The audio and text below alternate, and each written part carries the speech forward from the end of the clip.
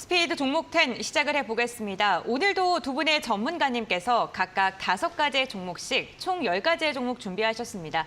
90초라는 한정된 시간 동안 종목에 대한 투자 포인트 짚어드릴 예정인데요. 릴레이로 소개해드리는 종목들 궁금한 게 있으신 시청자분들께서는 샵 3772번으로 문자 문의 주시거나 유튜브 실시간 채팅창에 댓글 남겨주시길 바랍니다. 저희가 생방송 중에 실시간으로 가격 전략까지 디테일하게 잡아드리겠습니다. 오늘 함께 하실 두 분의 전문가와 인사 먼저 나눠보겠습니다. 다올투자증권의 이성웅 차장, 이데일리온 우성현 전문가 함께합니다. 안녕하세요. 반갑습니다. 안녕하십니까. 네, 반갑습니다. 시장이 좋지 않은 가운데서도 두 분의 전문가님께서 어떠한 종목을 잘 옥석가려서 가져오셨을지 궁금한데 두 종목 함께 만나보고 오겠습니다. 먼저 이성웅 차장의 종목입니다. 현대중공업을 시작으로 네오위즈, 세아제강, 오셈 임플란트, 동국산업까지 5가지 종목 들고 오셨고요. 우성현 전문가는 한국정보통신, 한국화장품, 넥스칩, 아가방컴퍼니, 모트렉스까지 10가지의 종목 준비되어 있습니다. 여러분들은 이 종목들 중에 어떠한 종목에 관심이 가실까요? 네, 10가지 종목 준비가 되어 있습니다. 한 종목씩 릴레이로 소개를 해드릴 텐데 가장 먼저 이성웅 차장님의 종목입니다. 현대중공업인데요. 실적 좋을 거 다 알고 있는데 주가 너무 안 가요. 네. 그렇죠. 어떻게 보면은 이 지금 환율이 지금 고공행진을 하고 있잖아요. 네. 그런 점에서 이 환율 상승의 최대 수혜주가 자동차. 그다음에 뭐 반도체는 좀 약간의 좀 사이클이 있는 부분이고, 그다음에 최대 수혜 업종이 이 조선 업종으로 꼽히는 상황이지만 실질적으로 조선 업종이 지금 현재는 그런 부분을 좀 받지를 못하고 있거든요. 뭐 우선 이 자동차 업종 같은 경우에는 이 기업과 개인 간의 거래이기 때문에 환율에 대한 어떠한 변동성에 즉각적으로 반응을 하지만 이 조선 업종 같은 경우에는 기업 대 기업으로 거래를 하고 있기 때문에 이 환율 개별적인 사항에 있어서 환율 효과가 뒤늦게 좀 발휘가 된다라고 말씀드릴 수 있겠고요. 뭐 그렇게 된다고 한다면 이 조선 업종 안에서도 저는 이제 현대중공업 이 지금 2분기까지 뭐 3분기 연속으로의 적자를 보여주었지만 이번엔 3분기 때는 흑자에 대한 기대감이 굉장히 좀 크다라고 좀 생각이 되고 있고요. 지금 현재 뭐 수주나 이런 가지 본다고 한다면 올해 목표치는 채우는 상황인데 이 조선업종 같은 경우는 아시겠지만은 한번 수주를 받았을 때 그걸 매출로 인식하는 부분이 짧게는 지금 1년 반이기 때문에 올해 상반기 때의 그런 수주에 대한 호황을 본다고 한다면 내년 상반기 때는 이런 실적에 대한 부분이 폭발적으로 늘어날 가능성이 잡히지 않을까라고 좀 판단되고 있습니다. 그렇기 때문에 뭐 1년 뒤에 어떤 그걸 기대를 하면서 지금 현재 왜 매수를 하냐. 물론 이제 주가라는 부분은 선반영 상품이기 때문에 오히려 좀 주가가 많이 떨어졌을 때 매집하는 과정도 좀 필요하지 않을까라고 좀 생각이 되고 있고요. 지금 현재 뭐 LN선이나 여러 가지 부분에 있어서 땡! 네. 알겠습니다. 현대중공업. 네, 지금 주가 환율 상승에 대한 수혜 기대감에도 가지 않는데 지금 매수가 좀 유효하다라고 이야기해 주셨습니다. 다음으로는 우성영 전문가님의 종목입니다. 첫 번째 종목 어떤 종목일까요? 한국정보통신이라는 종목이고요. 네. 이번에는 과연 진행이 정말 될까라는 의구심이 좀 있기는 한데 최근에 애플페이 관련돼서 이슈가 있는 종목이다라고 보시면 될 것 같습니다. 기업적인 측면에서 보면은 뭐 카드 단말기 그리고 포스 시스템과 관련된 사업을 진행을 하고 벤 업체이기 때문에 벤 시스템을 통해서 카드사와 또 가맹점 간의 네트워크 구축, 또 카드 사용 중개, 매출, 카드 전표 매입 업무를 하는 기업으로 보시면 될 것 같습니다.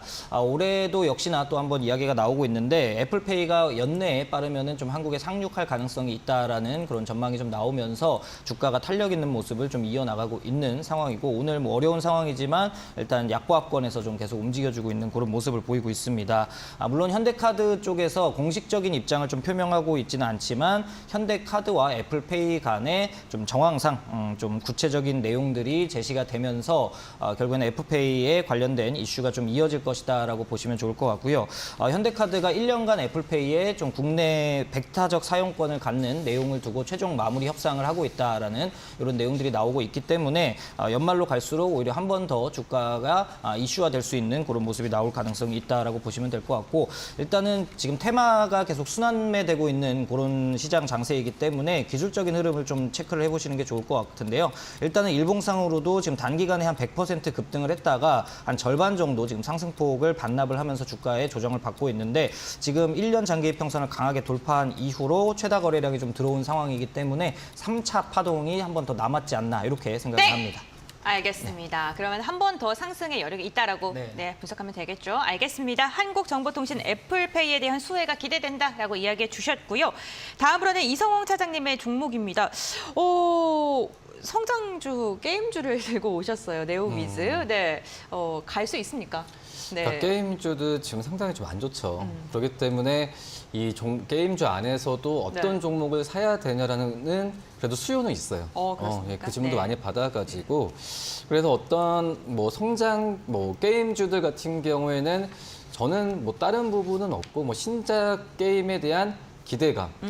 게임주들은 어떤 실적이랑 또 신작이 나왔을 때 흥행도 중요하지만 신작 게임 일정이 정확히 지켜주고 그 전에 이 부분이 기대감이 모아졌을 때가 주가가 게임주들은 가장 고공행진을 할 때라고 좀 판단되고 있거든요. 네. 뭐 그런 점에서 지금 이 게임주 안에서도 저는 네오위즈가 지금 말씀드렸던 사항에 좀 부합하지 않을까라고 좀 생각이 좀 되고 있고, 네오위즈가 이제 8월 말에 독일에서 열렸던 게임스컴에서 상관왕을 좀 차지했어요. 뭐 그 전에 이 상관왕을 차지를 했었던 그 이상의 다수의 수상을 했었던 그런 게임 같은 경우가 기존의 예상치 대비해서는 거의 2~3배 가까이 판매량을 좀 보였었거든요. 그렇기 때문에 네오위즈의 이 신작 피해 거짓 같은 경우에도 내년 1분기에 출시가 될 예정인데 뭐 기존에 예상했었던 100만 장에서 200만 장까지도 추정치가 올라간다라는 의견이 많이 나와주고 있는 상황이고요. 그렇기 때문에 이 부분이 매출이 얼마 잡힐지를 떠나서 이런 초반에 말씀드렸던 신작에 대한 기대감을 좀 갖고 있을 현재 주가에서 반영이 될 가능성도 굉장히 크고 그 전에 좀 반영됐지만 조정을 좀 받았을 때는 오히려 좀 매수 관점으로 접근을 해야 되는 게 맞지 않을까 판단됩니다. 네, 알겠습니다. 네오위즈 피해 거짓에 대한 흥행 기대감으로 주가 상승력이 있다라고 언급해 주셨습니다. 다음으로는 우성영 전문가님의 종목입니다. 한국화장품. 사실 오늘 안 눌린 종목이 어디 있겠냐마는 이 종목 같은 경우에는 지금 6%대가량의 지금 하락세가 연출되고 네. 있거든요. 지금 접근 가능합니까?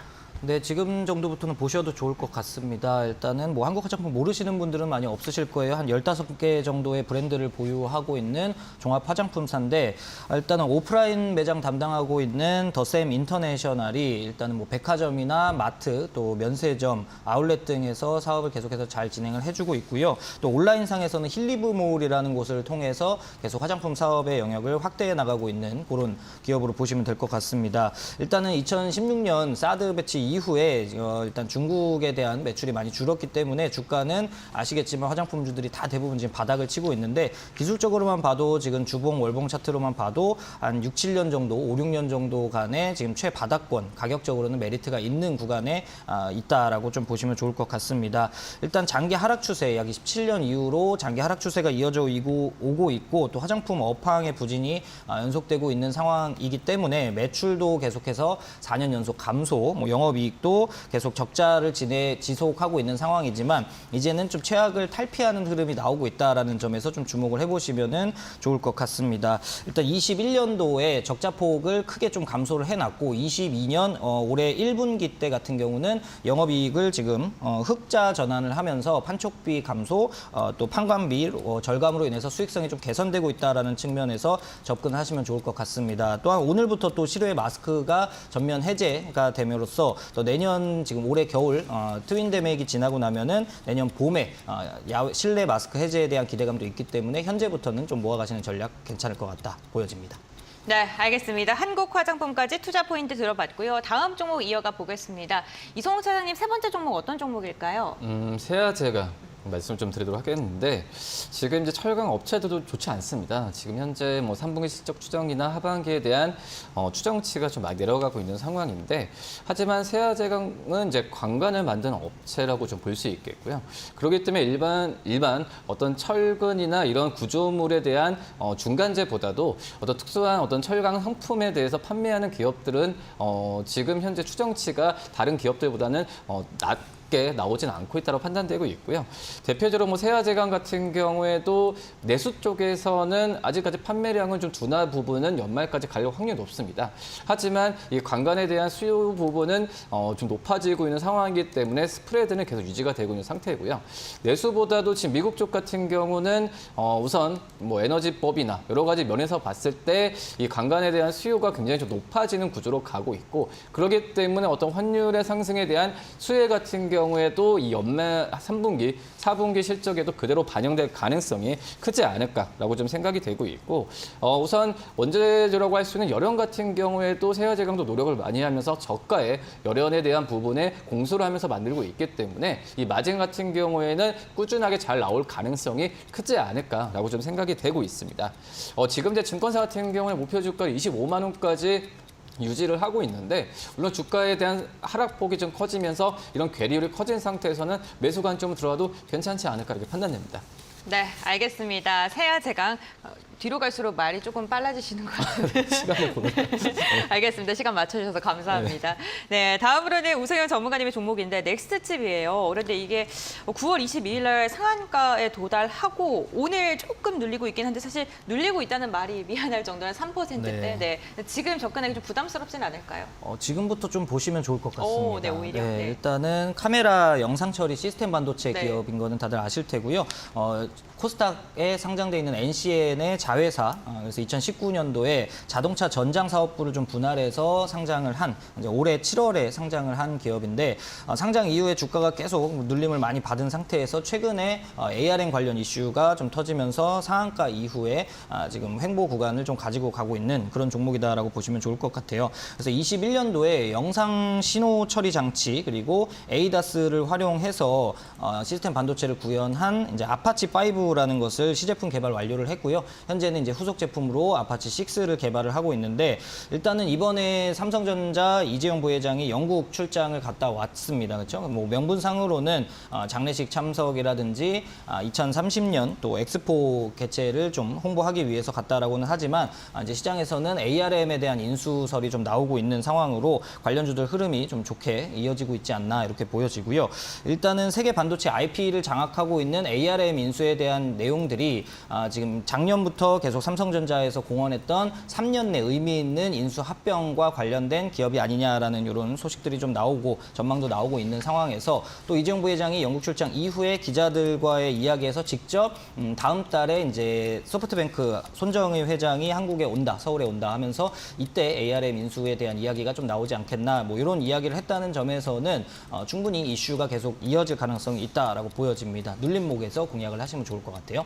네, 알겠습니다. 우성현 전문가님의 종목 넥스트칩 지금 관심 가져도 좋겠다라고 이야기해 주셨습니다. 다음으로는 이성우 차장님의 종목입니다. 네 번째 종목 어떤 종목일까요? 예, 오스템 임플란트 좀 말씀을 드리도록 하겠는데 우선 뭐 임플란트 관련주들 같은 경우가 이번 달 초에 좀 굉장히 좀 좋았어요. 네, 맞아요. 중국의 그 VBP법에 대한 부분이 불과 뭐 이제 8월 초 그리고 7월 말 정도에는 우리나라 임플란트 기업들한테는 악재다라고 좀 얘기는 했지만 그거에 대한 분위기가 상반되게 좀 바뀌는 구조로 좀 가고 있어서 이 9월 초에 좀 좋았는데 오히려 이런 부분의 비율은 좀 똑같습니다. 그리고 그 안에서 본다고 하더라도 임플란트 기업들 중에서 이 중저가 쪽에서는 오스템 임플란트가 시장 점유율 좀 1위를 차지하고 있기 때문에 이 어떤 이 하이엔드 쪽에서의 프리미엄의 임플란트 가격은 이 VBP 법 때문에 가격이 좀 떨어질 수는 있겠지만 오히려 그 오스템 임플란트 같은 경우는 중저가 쪽에서는 이런 위험은 그렇게 높진 않다라고 말씀드릴 수 있겠고 오히려 좀 프리미엄 쪽으로 가는 과정에서 오히려 가격에 대한 어떤 그 가격에 대한 싸움 같은 경우에는 오스템 임플란트가 유리할 수가 있거든요. 뭐 그렇기 때문에 오스템 임플란트의 시장 점유율 증가 부분은 프리미엄급에서도 오르지 않을까라고 좀 생각이 되고 있고요. 물론 다 아시다시피 뭐 올해 초에 여러 가지 내부적인 부분에 있어서 잡음이 좀 있었지만 오히려 이 기간 중에 임플란트 기업들 중에서는 실적이 역성장을 안 보인 기업이 유일하게 오스템 임플란트라고 판단되고 있고요. 그렇기 때문에 어떤 주가 관점에서 매수 관점으로 한번 접근해도 좀 최근에 주가가 좀 조정받았을 때 들어가도 괜찮지 않을까 이렇게 판단됩니다. 네, 알겠습니다. 오스템 임플란트에 대한 이야기 해주셨는데 뭐 중국에 대한 모멘텀이 사라진 게 아니다라면서 투자 포인트 짚어주셨습니다. 사실 오스템 임플란트 하면 덴티움 이야기 안 할 수가 없는데 네, 덴티움이 아니라 오스템 임플란트를 고르신 이유가 있으실까요? 말씀드렸다시피 이제 실적? 중저가 쪽에서도 시장 점유율 1위고 그리고 이제 덴티움 같은 경우에는 약간의 좀 국립과 중국의 국립과 이 공립의 약간 비중이 좀 있던 부분이고요. 네. 오스템 임플란트 같은 경우는 그런 비중이 좀 낮은 상태이기 때문에 치고 들어갈 수 있는 확률이 굉장히 높지 않을까라고 좀 생각이 됩니다. 네, 알겠습니다. 오스템 임플란트 투자 포인트 들어봤습니다. 다음으로는 우성현 전문가님의 네 번째 종목입니다. 아가방 컴퍼니 투자 포인트 말씀해 주시죠. 네, 일단 출산율과 관련이 돼서 정책 수혜를 좀 볼 수 있는 내용이지 않을까 생각이 되고요. 뭐 모르시는 분 없으시겠지만은 아가방 그리고 뭐 에뜨와 디어베이비 등의 브랜드를 보유하고 있는 유아동 의류 전문 업체다라고 보시면 되는데 주가 자체는 약 10년 동안 계속해서 하락 추세가 이어져 오고 있는 상황입니다. 그나마 좀 긍정적으로 볼 만한 것은 오히려 코로나19 이후에 불필요한 좀 오프라인 매장을 줄이고 온라인 매출로 좀 전환을 하면서 실적에 대한 개선이 좀 이루어지고 있다라는 부분에 주목을 해보실 필요도 있을 것 같아요. 2021년도에 드디어 몇 년 만에 흑자 전환, 영업이익 흑자 전환에 좀 성공을 했고 22년도에도 지금 흑자가 이어질 것으로 지금 전망이 좀 나오고 있는 상황이고요. 최근에 또 랑시그룹, 중국의 랑시그룹과 협업을 해서 해외 수출에 대한 그런 판로도 열린 그런 상황이다라고 좀 보시면 좋을 것 같습니다. 일단 뭐 아쉬운 부분은 하루 이틀 된 이야기는 아니지만 지금 합계 출산율이 국내 합계 출산율이 지금 세계에서 전 세계 최저 수준으로 떨어진 상태고 올해 지금 2분기까지만 해도 0.75명까지 떨어져서 지금 계속해서 저출산에 대한 문제가 부각이 되고 있는 그런 상황이다라고 보시면 좋을 것 같고 이런 인구 감소까지 이어질 수 있는 이런 우려스러운 목소리에 이제 신정부가 들어서고 난 이후로 기업이나 지자체에서도 출산 장려금을 좀 늘리는 등 이런 문제점을 해결하려는 노력이 좀 나오고 있고요. 8월 달에 이제 주가 흐름에서 상한가가 한번 나왔는데 8월 달에 서울시에서 5년간 15조 원 투자를 하는 그런 저출산 프로젝트를 발표를 했고 또 이번 주에 정부 관계자에 따르면은 윤 대통령이 출산과 관련해서 공식적인 입장을 표명한다라는 부분에 집중해 보시면 좋을 것 같습니다. 알겠습니다. 아가방 컴퍼니 땡 소리에 개의치 않고 말씀을 계속 해주시네요.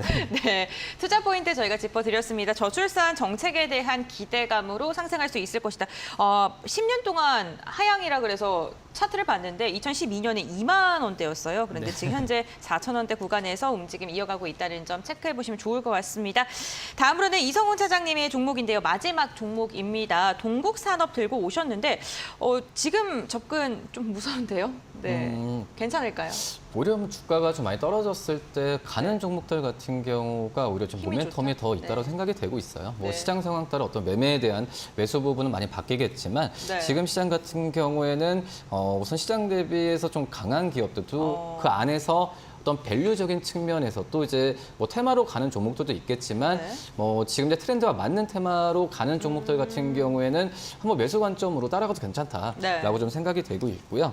지금 이제 동국산업 같은 경우에는 그 전에 불과 이제 뭐 1, 2개월 전만 하더라도 이 동국 SNC의 이 신재생 에너지에 대한 그런 그 어떤 지분법 이익이나 이런 부분이 모멘텀이 가장 컸다고 한다면 최근에 주가 상승은 역시 동국산업의 새로운 사업에 대한 진출 부분이거든요.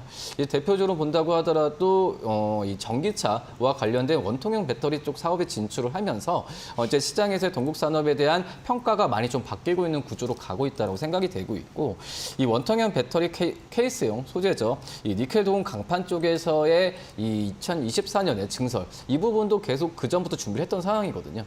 그렇기 때문에 이거에 대한 기대감이 한층 모아지고 주가도 오늘도 시장 대비해서는 강한 모습 보여주고 있는데 한번 접근해도 괜찮지 않을까라고 좀 생각이 되고 있고 뭐 지금 현재 원통형 배터리 같은 경우에는 이 테슬라를 시작으로 시장에서 많이 주목을 받는 그런 구조라고 좀 볼 수 있습니다. 뭐 해외뿐만 아니라 다른 이제 전기차 글로벌 업체들 같은 경우에도 원통형 배터리에 대한 수요가 늘어나는 과정으로 가고 있기 때문에 이 원통형 배터리 케이스인 이 니켈 도금 강판에 대해서 생산량을 발표한 어떤 이 동국산업에 대한 기대감 알겠습니다. 괜찮습니다. 알겠습니다. 동국산업 그렇다면요. 가격 전략 간단하게 잡아주실 수 있을까요? 좀 급등락이 있는 종목이니까. 우선 동국산업 자체가 PBR로 봤을 때도 0.5배 이하로 형성이 되고 있거든요. 네. 뭐 그렇기 때문에 중장기적인 관점으로 접근해야 되고요. 지금 현재 예수에서 제가 본다고 한 10% 정도로 한 6,300원 정도 말씀을 드리지만 6,300원이 차익 시절이 아니라 추가적인 매수 관점으로 접근하는 전략이지 않을까 이렇게 판단됩니다. 네, 알겠습니다. 관심 있게 보고 계시는 시청자분들께서는 가격 전략까지 참고해 보시길 바라겠고요. 오세현 전문가님의 마지막 종목 한번 들어보죠. 어떤 종목 들고 오셨을까요? 네, 이번에도 정부 정책 수혜감 있는 모트렉스라는 종목을 네. 가지고 와봤습니다. 일단 차량용 인포테인먼트 그리고 휴먼 머신 인터페이스를 관련해서 제조 개발을 하는 그런 기업으로 보시면 되고요. 스마트카 또 자율주행차의 필수적인 헤드업 디스플레이 그리고 에이다스 등을 개발 제조하는 업체다라고 보시면 됩니다. 그래서 최근 주가 흐름도 상당히 좀 수상한 모습을 계속해서 이어나가고 있는데 최근에 또 정부에서 발표한 자율주행 상용화와 관련된 정책과 관련된 이슈로 상승 흐름을 좀 이어나갈 수 있는 동력이 있다라고 좀 볼 수가 있을 것 같고요. 일단은 또 심심하면 시장이 좀 심심할 때 나오는 애플카 이슈와도 관련이 되어 있기 때문에 이 긍정적으로 주가에 반영이 될 수 있는 이슈들은 굉장히 많은 종목이다라고 볼 수가 있을 것 같습니다. 일단 국토부에서 정부 임기 내에 올해 안에 레벨 3 그리고 25년까지는 레벨 4 자율주행 버스 셔틀 추진한다. 그리고 27년까지는 완전 자율주행을 상용화한다라는 내용들이 좀 나오면서 자율주행 관련주들의 관심이 좀 쏠리고 있는데 주가가 최근에 탄력적인 흐름을 좀 보인 이후에도 굉장히 많이 상승을 했는데 주가 조정 지금 힘든 어려운 이런 시장 상황에서도 주가 조정은 크게 나오지 않는다라는 부분에서 일단은 주가를 관리하는 측면이 좀 분명히 보여진다라고 좀 말씀을 드릴 수 있을 것 같고요. 또 모트렉스가 애플 카플레이 그리고 구글 안드로이드 오토와 관련해서 플랫폼 기술 인증을 획득했다라는 부분에서는 애플카 이슈가 충분히 작용할 만하다라고 볼 수 있을 것 같습니다. 일단 지난 6월 달에 굉장히 수상한 기술적인 차트의 흐름이 나왔기 때문에 그 정고점을 넘어가는 모습이 나올 가능성이 높다라고 보시면 좋을 것 같습니다. 네, 알겠습니다. 모트렉스까지 투자 포인트 들어봤고요. 10가지 종목에 대해서 이야기 나눠봤는데 탑픽 종목 선정해 보겠습니다. 이성훈 차장님의 탑픽 오늘 어떤 종목 선정하셨나요? 처음 말씀드린 현대중공업 말씀을 드리도록 하겠고요. 천천히 가는 게 좋을 것 같아요. 우선 주가 좀 떨어졌을 때 네. 조금씩 매수하는 과정으로 말씀을 드리고 목표가는 14만 5천 원, 손절가는 11만 말씀드립니다. 네, 알겠습니다. 현대중공업 이야기 들어봤고요. 다음으로는 우성현 전문가님. 네, 모트렉스는 오늘 좀 많이 빠지고 있기는 하거든요. 9% 정도 빠지고 있는데 17,300원에서 좀 폭넓게 14,500원 라인까지 분할 매수를 좀 하시면 좋을 것 같고 네. 목표가는 24,500원에서 24,500원 지난 6월 달에 만들어놨던 그 구간을 넘어가는 수준 한번 체크해 보시고 손절가 13,500원 잡고 대응 전략 세워보시면 좋을 것 같습니다. 알겠습니다. 두 전문가님 모두 다 시장의 불확실성이 좀 크기 때문에 분할 매수 접근 방법 말씀해 주셨습니다. 이 부분 참고를 해 주시길 바라겠고요. 오늘 함께 하실 다올투자증권 이성웅 차장, 이데일 이온 우성영 전문가와는 여기서 마무리하도록 하겠습니다. 오늘 도움 말씀 감사드립니다.